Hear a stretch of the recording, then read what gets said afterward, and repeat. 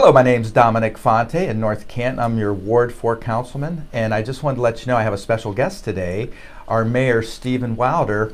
And what's on the minds of a lot of our citizens, as well as people around the country and the world, is the coronavirus. And in the city of North Canton and the surrounding areas, we want to know from the mayor, firsthand, Mayor, what's happening and what are you doing for the city? I know there's probably people that are a little bit uncomfortable, so why don't you tell us what's happening in the city? Reassure us that we're good. Well, very fine, Dominic. You've asked several things there in just that short sentence, but allow me to share some prepared comments first, if I may, for our citizens. And then just talk right into the camera there. I will do that. I just want you to know that we, on Tuesday, March the 17th, I did close the City Hall and some of our government buildings just for the access to the public. I felt it was essential that with the spread of the COVID-19 be slowed to protect the ability of public and private health care providers to safeguard the public, our health, safety, and welfare of our persons living or otherwise present in the city of North Canton. Nothing is more important during these challenging times than the health and well-being of our employees, citizens, and greater communities. For that reason, that's why I closed City Hall beginning 4:30 p.m. on Tuesday the 17th until further notice. Only employees and our designated workers will be permitted in the building. And please understand this, by making this decision now, I feel we can better ensure the safety of our employees and the general public. As we continue to navigate a rapidly evolving situation and follow in accordance with the guidance of the Center for Disease Control and Prevention, our Ohio Governor, Michael DeWine, and our Ohio Department of Health Director, Dr. Amy Acton, for guidelines around the importance of social distancing. Now, understand, while City Hall will be closed to public access, our city services will continue to operate.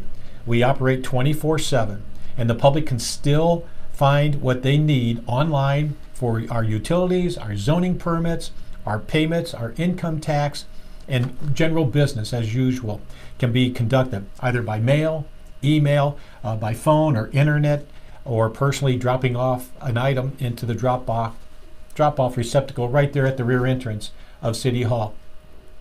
So I just want to assure our citizens too, I know the questions come up, what about our police and fire services? Right. And I just want to share with you again that our North Canton Police Department will continue to respond to calls for service and to comply with social distancing and to avoid the spread of COVID-19. In speaking with Chief Kemp, it was decided that, again, non-violent or a non-action type report would be provided or would be received by phone, and that business could be taken over, handled that way. However, walk-in reports will still be accepted, especially if you're a victim of a crime of violence. Just for an example, walk-ins will not be denied, but we do have a secured vestibule for people to be screened. Would you buzz them in? Is that what you would do? Yes, we would buzz them in. So if you have like little notices you want to send out, I mean, where would be a good place to go? Do you have a Facebook page or? The police department does have a Facebook page. Of course, City Hall has a website, and there is Facebook there. Again, if you have questions, all you have to do is call our regular number of 499-8223, and there's a directory there that will direct you to the department or agency you want to contact. Again, we want to safeguard anybody that's coming into the police department. Right, I understand. For a police report. And there again, just for general questions, they can call the police department at 330-499-5911. Now, in working with Chief Bacon at the fire department, again, had many conversations with him almost on a daily basis just to see how our people are doing and what our response is for this COVID-19 issue, but other general health issues. And again, in talking with our fire department and our EMS response, it is still exceptional response. All we're asking is for the callers for service for their need to be specific in what they're asking for, especially if it's dealing with COVID-19 issues or symptoms. And there again, whether you're going to call for police, fire, or EMS service, all we're asking people to do, if it's an emergency, of course, dial 911. But again, be specific for our dispatchers to understand what your need is, because the information that they get is so important on the information they give out to our first responders. And that will help us protect ourselves, but also the people we're encountering. So you're saying basically the public access, like usual, is closed for now, Yes. but everything's still 24/7. We can use phone numbers, emails, websites. We can go to Facebook, because I know the city posts a lot on the Facebook page of what's happening. And then I know there's daily updates from the president, there's daily updates from the governor. It's pretty impressive, really, because this is an unprecedented time with this unknown invisible disease. But hopefully what we're going to do is everybody stay calm. We appreciate the mayor giving us some good information. Is there a number they can reach you at or email you at if they have a question? They can email me at mayorwilder@northcantanohio.gov. Again, we have our information on our website, and or a phone call to 499-8223. My extension number is 1004. It's been a very busy week. Right. I've done my best to respond to all inquiries by phone or by email. I will say this, that this is an unprecedented time in our country. And in my experience, from law enforcement to this point, as an executive now for the city of North Canton, I have experienced and lived through the Legionnaire's disease.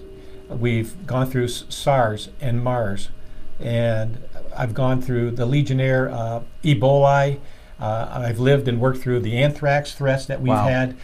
We even had Lyme disease at one time. That was a very hot topic for our health, for public health. And here we are now. Ebola was another one that we lived through. So I think, folks, that we're resilient. And most of all, even with one of the greatest tragedies that happened to our country was during 9/11. And you look at the resiliency that we as Americans and fellow citizens responded to these crises. And this is unprecedented. You know, we really don't know. I don't think we know really where it started or where it's going to end. Right. But I think it will end. We just have to be patient, use common sense, practice what the CDC and our governor is explaining to us. You know, this is a public health emergency, and we need to take it seriously, but also go about our daily lives too. I know that sounds a little hard to understand, but I think if we care for each other and our family members and practice good hygiene and just use common sense, we'll get through this thing. I'd like to add one other thing that we Sure. did. On Tuesday, I contacted 16 faith organizations or communities in and around North Canton. So I may have contacted your church or your faith organization. And what I've asked of all those congregants to do is to reach out to those that are over 60 and over, or who they know could be a family in need, to contact them at least once a day or once or twice a week. Some churches have already, I'm just using the general term of churches, that they've already contacted members of their congregation to make sure they're okay. Whether they need groceries, just some basic necessities, Right. maybe they can make them run for their medications. Maybe it's just a tree limb that fell down in their yard that they can't get out to pull up, or maybe it's just helping them get their garbage out on a Tuesday or Wednesday morning. But I have a wonderful response from all those organizations, and so I also contacted 3 of our service organizations that I know, Lions, Kiwanis, and the JCs. I've asked them to reach out to their membership also. Make a phone call or go or just check on somebody who may be in that over 60 age group or could be susceptible with health conditions. Our age, exactly. Right. But so that was very beneficial. A couple other things too. I've had a good response from Dr. Tim Collins at Walsh University. He reached out to me this week, letting me know that they have facilities that are available should we get into a situation that we can use their facilities or resources there. So I thank you, Dr. Collins from our hometown Walsh University. In talking with our superintendent, Jeff Windorf, and business manager, Todd Henney, again, they are serving meals and I have a backpack program for the weekend to the students and families of our North Canton City School District. And I believe in the last 3 days, I think what was it? Maybe Tuesday they served, or Monday it was like 250 meals, and the next day was 300, and now they're up to about 358. Well, so I was going to talk on the school. I have basically what we have here, an important announcement for our community, because since school's out, I would like to thank the North Canton City School Food Service Director, Jill Louder, and their amazing lunch ladies, because they're the ones working through this tough time at the middle school. So basically, they're providing breakfast and lunch to all children 18 and under in our community and beyond. Yesterday, they served over 700 meals. And basically where you go, it's an emergency program, it was state sponsored, so there's no local taxes. And you can pick up your meal for these children. It's a drive-through. They made a drive-through at the middle school, and it's on the Hillcrest side. It's just basically a made-up drive-through from 9 to 1, and you can pick up your breakfast and lunch.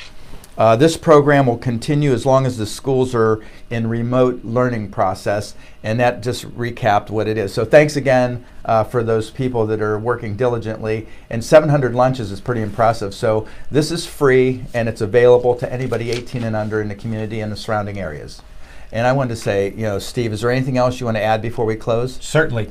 Just to jump off on that point, in contacting our churches, there's at least 4 or 5 churches here in our North Canton area that also have food pantries available. Great. And they can contact, I'm just going to have you contact either Faith United Methodist Church. They can also... Where are they located? On 9th Street in North Canton. Okay. And Zion Evangelical Lutheran Church. They're out on the corner of Lindy Lane and Portage. The first and third Tuesdays, they have a food giveaway between 1 and 2. And that's for any Stark County resident. Must show an ID that you live in the county. Grace United Methodist Church is out on Schneider Road, and they have volunteers that can help deliver groceries if need be. And Zion United Church of Christ, right down here on South Main Street, they have a blessing book and cabinet that has clothing and food right outside the church. Wow! And they're open, 24/7 there. And even the Summit Church out on Pittsburgh, near the corner of Apple Grove and Pittsburgh, Dominic. Yeah, it's great to see the community pull together. Second and fourth Mondays, they have at 6 p.m. they have a food available to Stark County residents, and even a little Northminster Church right there at the corner of Ream and West Maple. They have a youth group that's willing to help make deliveries. So, folks, I think our community is doing what it can to work together and through this crisis, and we'll get through this. I think if we can keep in mind that when our seniors are out shopping for their necessities, please allow them the time and space so that they have an opportunity to pick up their hygiene products and leave something for the next person, because we'll get through this thing, and we just have to be patient, monitor our own health and well-being. The city is operating 24/7, and we have remote possibility for our employees should that need arise. Right. And Dominic, I want you to remember, you'll be there or you'll be on the phone. We will continue with our public meetings as best that we can. With City Council. With City Council and Planning Commission, and so we're going to continue with that. We'll be doing that live streaming. So. We'll be able to stay. What live streaming on YouTube, right? I don't know about YouTube. Okay. Okay. It could be. I don't know. I think usually they post it on YouTube. Well, I wanted to just wrap up one other quick thing. I don't want to forget. Our local businesses, restaurants, drive-throughs, small little shops. A lot of them had to close because of the Governor DeWine's mandate. So most of them have either drive-throughs or delivery programs, pickup programs. If you don't get a chance or you don't want to go to the grocery store, just stop out and get some food at one of these local vendors here in our vicinity and around. Help these little businesses out. I appreciate all the support. And I wanted to say to the mayor, thanks for bringing us up to speed on what's happening in the city. we want to alleviate any worries or concerns you have because this is unprecedented what we're dealing with. It's like 911 times 10. I mean, it's just unbelievable. Not to be, I mean, it's just, we don't know. It's new territory. It's nothing to panic. It's unprecedented, and it's an illness that we'll find an answer to. Right. And it's and I just want to assure our citizens that our operations are going to continue. Our water treatment plant is doing fine. We have had to close our Civic Center and Dogwood Shelter to public access, but our park is still open, and our restrooms will remain closed there, though, because of the COVID-19. Right. We have to take those kind of precautions. And again, patronize what we can. Our businesses here, they've been supporting us all this time. And Dominic, even by now, by the time we're done with this conversation, things could have changed, right, for us. So this is more than fluid for me, folks. I think it's more of a dynamic situation here, that every day we learn something more that we will be called upon to respond to. But my faith is in us that we'll do the best that we can, and we're monitoring our safety for our employees, but we're also cognizant of the safety of our public. Absolutely. Who live, work, or visit here. So all I can say is stay tuned. And I watched the media releases. I really believe our governor is doing a fine job, and our Ohio Department of Health Director, Dr. Amy Acton. Right. A lot of pressure is being put on us, and but I think every community in Stark County is probably doing the best they can with the resources available to us to keep our lives as a sense of normalcy. Right. But you know what? We'll get through this. If I may, I think about what my parents went through, and maybe yours, through the Depression, right, and a world war, and other things, recessions and things. But we came through those, and hopefully, I believe, my parents were stronger by that. And I think about the pressures that they had, and now here we are in another era of our lives that we have to encounter and take care of. So I would just say we're going to do the best we can. Trust that we're going to try to make the right decisions for us and what's best for our community. And yes, there's going to be some limitations, right, on our sense of normalcy, but just keep calm about this thing.